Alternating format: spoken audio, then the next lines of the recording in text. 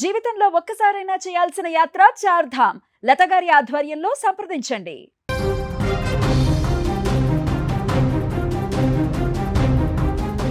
పశ్చిమాసియాలో ముదురుతున్న యుద్ధ మేఘాలు దేశీయంగా సామాన్యుడి గుండెల్లో రైళ్లు పరిగెత్తిస్తున్నాయి. ఇప్పటికే పెట్రోల్ ధరలు పెరగడంతో ఇక సాధారణ పెట్రోల్, డీజిల్ మరియు వంట గ్యాస్ ధరలు కూడా ఆకాశాన్ని తాకడం ఖాయమన్న వార్తలు సోషల్ మీడియాలో హోరెత్తాయి. ఈ ప్రచారంతో ప్రజల్లో తీవ్ర ఆందోళన నెలకొంది.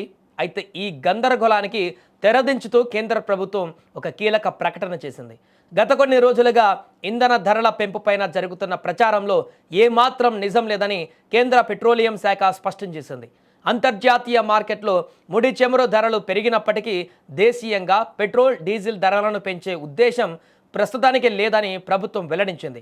ముఖ్యంగా సోషల్ మీడియాలో వస్తున్న పుకార్లను నమ్మి ప్రజలు ఆందోళన చెందవద్దని, పానిక్ బుకింగ్స్ చేస్తూ అనవసర ఇబ్బందులు కొని తెచ్చుకోవద్దని అధికారులు విజ్ఞప్తి చేశారు.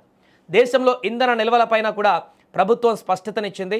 ప్రస్తుతం భారత్ వద్ద 2 నెలలకు సరిపడా పెట్రోల్, డీజిల్ నిల్వలు ఉన్నాయని పెట్రోలియం శాఖ జాయింట్ సెక్రటరీ సుజాత శర్మ ధృవీకరించారు.